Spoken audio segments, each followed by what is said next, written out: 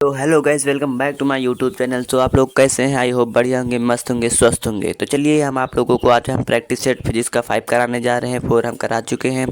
तो अगर इससे पहले आप लोगों ने वीडियो को लाइक नहीं किया है तो दबाकर लाइक करिए, सब्सक्राइब करिए और शेयर ज़रूर करिए, क्योंकि लाइक करने से मेरी ये वीडियो औरों तक पहुँचती है। ठीक है, तो चलते हैं हम अपने वीडियो शुरू करते हैं, क्योंकि इसी टाइप के आपके वीडियो आएंगे।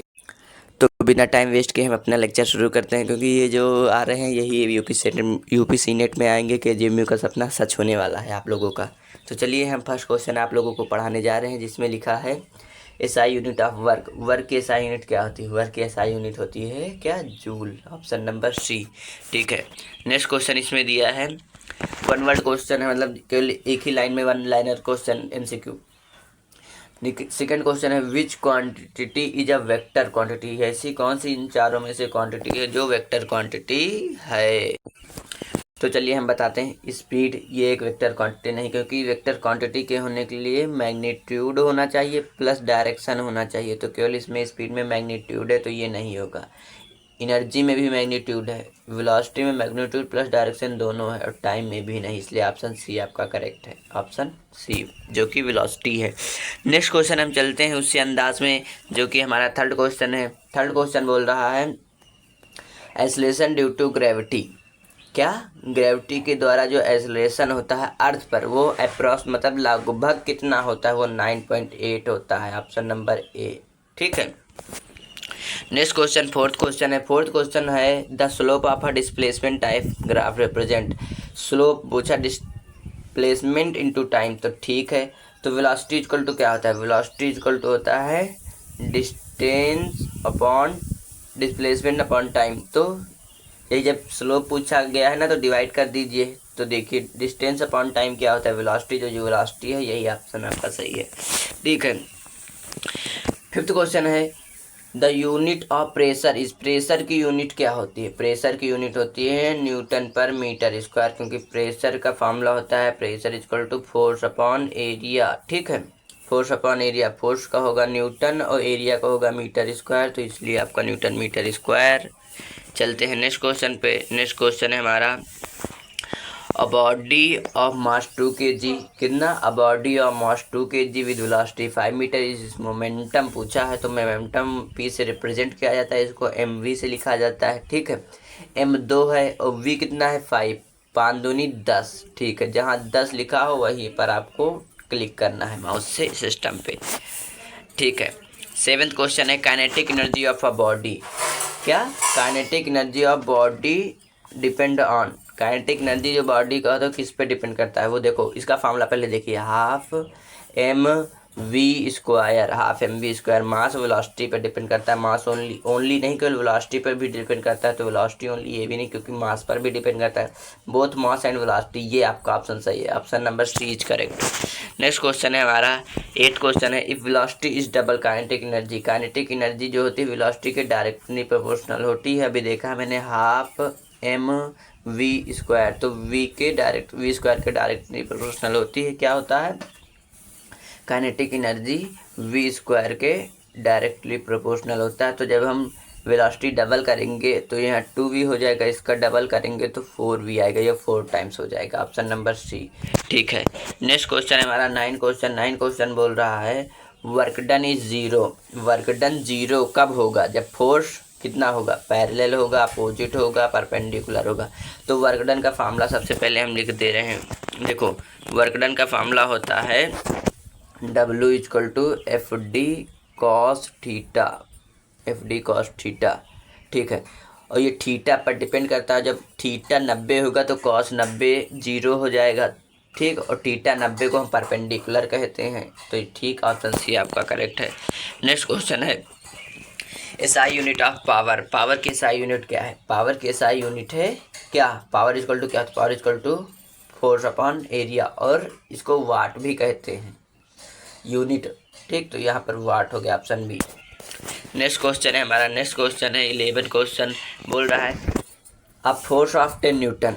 कोई फोर्स है, उस पर 10 न्यूटन का फोर्स लग रहा है on a mass of 5 kg। किसी मास 5 किलो मास पर 10 न्यूटन फोर्स लग रहा है तो उसका एसलेशन पूछा। एसलेशन इक्वल टू होता है फोर्स अपॉन मास, क्योंकि एफ इक्वल टू एम में होता है तो a equal to F by m. F कितना दिया है 10, एम कितना दिया है 5, ये काटेंगे 2 बार में, तो इसलिए ऑप्शन बी आपका करेक्ट है। ठीक है, इसी के साथ हम चलते हैं अपने 12th क्वेश्चन बिना टाइम वेस्ट किए। अगर आप लोगों ने अभी तक लाइक नहीं किया तो लाइक कर दीजिए, सब्सक्राइब कर दीजिए, क्योंकि इससे अच्छा वीडियो आपको यूट्यूब पर कहीं नहीं मिलेगा। क्योंकि हम जानते हैं आपको यही क्वेश्चन आप लोगों के भी यूपीएससी नेट बीएससी नर्सिंग में आएंगे। तो चलिए हम नेक्स्ट क्वेश्चन पे चलते हैं। इसमें लिखा है potential energy depends on. Potential energy किस पर डिपेंड करती है? पोटेंशियल एनर्जी हाइट पर डिपेंड करती है, क्योंकि पोटेंशियल एनर्जी का फार्मूला होता है mgh। m कांस्टेंट होता है, g ग्रेविटेशनल भी कांस्टेंट, क्योंकि मास हमेशा कांस्टेंट रहता है, केवल हाइट पर डिपेंड करता है, इसलिए ऑप्शन बी आपका करेक्ट है। कौन सा? Option B.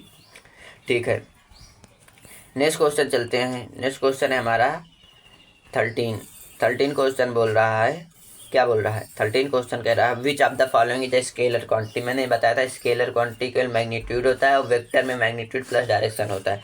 तो फोर्स में मैग्नीट्यूड प्लस डायरेक्शन होता है, वेलोसिटी में मैग्नीट्यूड प्लस डायरेक्शन होता है, एक्सेलरेशन में मैग्नीट्यूड प्लस डायरेक्शन होता है, केवल एनर्जी में नहीं होता है। इसलिए ऑप्शन डी आपका करेक्ट है। नेक्स्ट क्वेश्चन है हमारा यूनिट ऑफ इम्पल्सेस। इम्पल्सेस की यूनिट क्या होती है? इम्पल्सेस भी एक देखो, इम्पल्सेस का फार्मूला होता है फोर्स इनटू टाइम। तो इसी से आप लोगों को यूनिट निकालना है। फोर्स की होगी न्यूटन और टी की होगा सेकेंड, तो न्यूटन सेकेंड, ऑप्शन बी। ठीक है, नेक्स्ट क्वेश्चन है हमारा when net force is zero. Net force zero होगा तो बॉडी इज इन, देखो बॉडी जब नेट फोर्स किसी पर लगता है तो बॉडी वो इक्विलिब्रियम में होती है, मतलब शांत अवस्था में। ठीक है, नेक्स्ट क्वेश्चन है हमारा 16 क्वेश्चन है। 16 क्वेश्चन बोल रहा है SI unit of electric current. Electric current की एसआई यूनिट क्या है? इलेक्ट्रिक करंट की एसआई यूनिट होती है एम्पियर। क्या होती है? एम्पियर, ऑप्शन सी आपका करेक्ट है। ठीक है, इसी के साथ हम 17 क्वेश्चन पे चलते हैं। 17 क्वेश्चन बोल रहा है Ohm's law is related with. Ohm's law किस, मतलब इन चारों में से ओम्स लॉ क्या है? तो V equal to I R, ये आपका ओम्स लॉ है, इसलिए ऑप्शन ए आपका करेक्ट है। नेक्स्ट क्वेश्चन पे हम चलते हैं। नेक्स्ट क्वेश्चन है हमारा रेजिस्टेंस डिपेंड ऑन। रेजिस्टेंस किस पे डिपेंड करता है? रेजिस्टेंस का फार्मूला होता है R equal to rho A by L. ठीक, रो ए बाई एल की नहीं, देखो रो इक्वल टू होता है आर ए बाई एल। ठीक, तो R इक्वल टू हो जाएगा रो एल बाई ए। ठीक है, रेजिस्टेंस किस पर डिपेंड करता है? ये रो मिस मटेरियल हो गया, लेंथ हो गया, एरिया हो गया। तो देखिए लेंथ ये नहीं, केवल लेंथ पर नहीं होता है, एरिया, मटेरियल, हाँ ऑल ऑफ दिस, इन तीनों को मिलाकर होता है। ठीक है, इसी के साथ हम 19 क्वेश्चन पे चलते हैं। 19 क्वेश्चन है unit of electrical energy used in Holmes. तो जो घर में इलेक्ट्रिकल एनर्जी जो होती है उसकी यूनिट क्या होती है? वो किलोवाट आवर में नापी जाती है। ठीक है, 20 क्वेश्चन हम चलते हैं, जो कि है a device that converts electrical energy into mechanical energy. ऐसी डिवाइस जो इलेक्ट्रिकल एनर्जी को मैकेनिकल एनर्जी में कन्वर्ट करता है उसे हम मोटर कहते हैं। क्या कहते हैं? मोटर। क्योंकि जब मोटर में हम इलेक्ट्रिक करंट देंगे तो घूमेगा तो हमारा मैकेनिकल काम करेगा। ठीक है, उसी प्रकार हमारा 21 क्वेश्चन है, जो कि है a resistance of 20 ohms connected to 40 volt what current equal to होता है I equal to V by R. ठीक है, वी यहाँ पर 40 दिया, आर 20 दिया, इसको काटेंगे 2 बार में, तो इसलिए 2 एम्पियर आपका करेक्ट हो गया। इसी टाइप के आपके न्यूमेरिकल आएंगे, बिल्कुल ही इजी। आप लोगों को दिमाग खोल कर जाना है और पैनिक बिल्कुल भी नहीं होना है। ठीक है, और हमारा है 22 question power consumed by a device driving 2 ampere और 10 वोल्ट। पावर इक्वल टू होता है वी आई मतलब इन दोनों को आपस में मल्टीप्लाई कर दो, 10 गुणे 2 20, ऑप्शन सी आपका करेक्ट हो गया। ठीक है, और 23 क्वेश्चन है the frequency of AC supply in India. जो इंडिया में एसी सप्लाई की जाती है वो कितने हर्ट्ज़ की होती है? वो हर्ट्ज़ की होती है 50 हर्ट्ज़ की। कितनी? 50। और अमेरिका में 60 हर्ट्ज़ की होती है, ये अमेरिका की है। ठीक, और ये इंडिया की है, इंडिया। ठीक है, और हमारा 24 क्वेश्चन है sound can not travel through. अगर साउंड मीडियम नहीं होगा तो साउंड ट्रेवल ही नहीं करेगा, और लाइट वाइट ये सब मीडियम के बिना भी ट्रेवल कर सकते, इसलिए आपका ऑप्शन मीडियम ही होगा इसका। मतलब